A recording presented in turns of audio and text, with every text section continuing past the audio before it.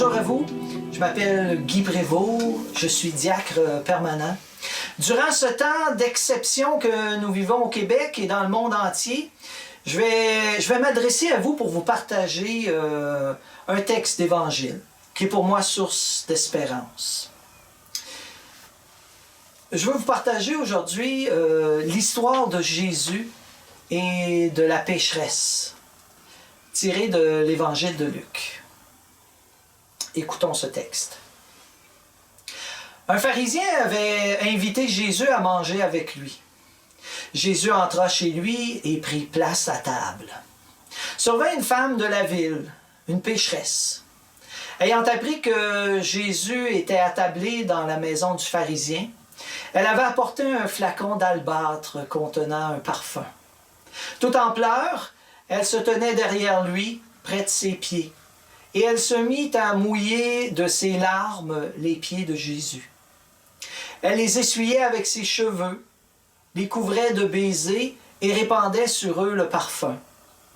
En voyant cela, le pharisien qui avait invité Jésus se dit en lui-même, « Si cet homme était un prophète, il saurait qui est cette femme qu'il touche, et ce qu'elle est, une pécheresse. » Jésus prenant la parole lui dit, « Simon, j'ai quelque chose à te dire. » « Parle, maître. » Jésus reprit, « Un créancier avait 2 débiteurs. Le premier lui devait 500 pièces d'argent, l'autre 50. Comme ni l'un ni l'autre ne pouvait les lui rembourser, il en fit grâce à tous les 2. Lequel des 2 l'aimera davantage? Simon répondit, « Je suppose que c'est celui à qui on a fait grâce de la plus grande dette. » « Tu as raison, lui dit Jésus. Il se tourna vers la femme et dit à Simon, « Tu vois cette femme? Je suis entré dans ta maison et tu ne m'as pas versé de l'eau sur les pieds. Elle les a mouillés de ses larmes et essuyés avec ses cheveux. Tu ne m'as pas embrassé. Elle, depuis qu'elle est entrée, n'a pas cessé d'embrasser mes pieds. Tu n'as pas fait d'onction sur ma tête. Elle a répandu du parfum sur mes pieds. Voilà pourquoi je te le dis, ses péchés, ses nombreux péchés sont pardonnés, puisqu'elle a montré beaucoup d'amour. Mais celui à qui on pardonne peu, montre peu d'amour.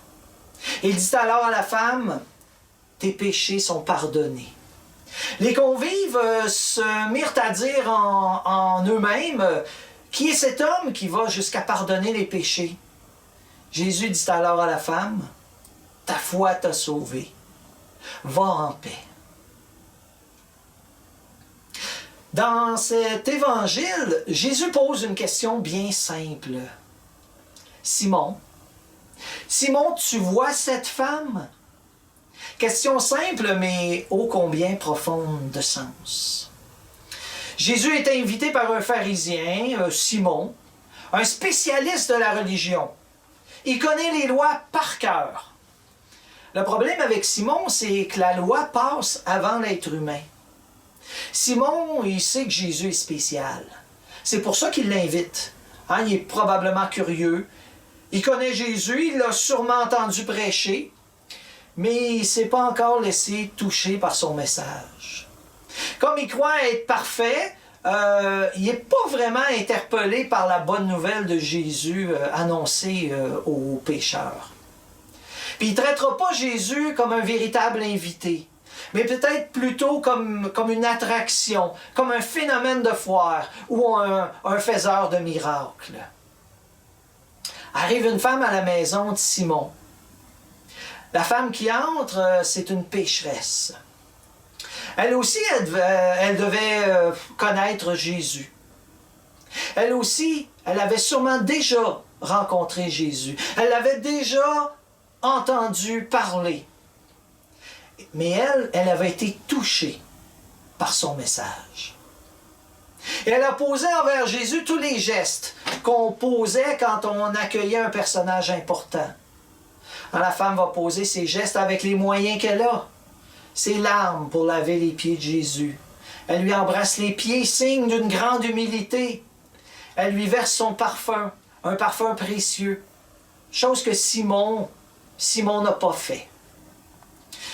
Jésus lit dans le cœur de Simon.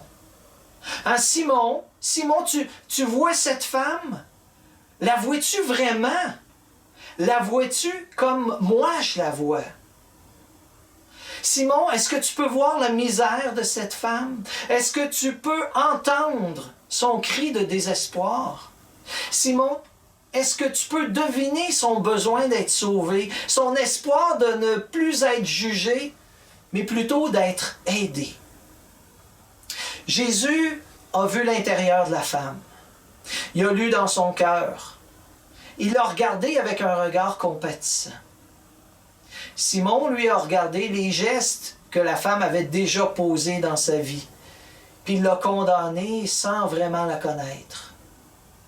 Deux regards différents, deux façons de poser les yeux sur quelqu'un. Premièrement, un regard qui donne la vie, parce qu'il est rempli de miséricorde, puis qui voit ce qu'il y a de bon dans la personne. Puis un regard qui tue, qui tue par en dedans, un regard qui juge. Le genre de regard supérieur, hautain, qui donne pas de chance de se reprendre, parce qu'il condamne tout de suite. Cette femme ouvre son cœur, puis étale sa faiblesse au grand jour. Elle fait une confession sans dire un seul mot.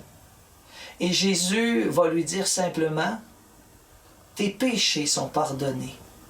Va, ta foi t'a sauvé. Va en paix. » Voilà ce que fait Jésus. Il sauve, il redonne la paix du cœur. Aujourd'hui, Jésus nous pose la même question qu'il a posée à Simon. Simon, François, Clément, Janine, Huguette, Jean-Paul, John, Hugo, tu vois cette femme? Tu vois cet homme? Tu vois cet enfant qui est pris dans la misère humaine, qui est aux prises avec une dépendance, qui est rempli de colère, qui ne sait pas comment aimer ou comment être aimable? Tu vois ces gens qui souffrent, qui font souffrir les autres? Quel regard vas-tu poser sur ces gens? Vas-tu emprunter le regard de Jésus, un regard libérateur, compatissant, un regard qui guérit, qui met un baume sur les blessures de la vie?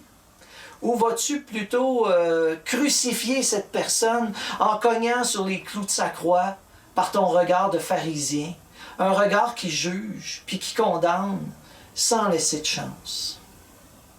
Prions ensemble le Seigneur pour que, quand nous pourrons retourner au travail, à l'école, au magasin, dans nos familles, nous regardions les gens qui nous entourent avec le regard de Jésus.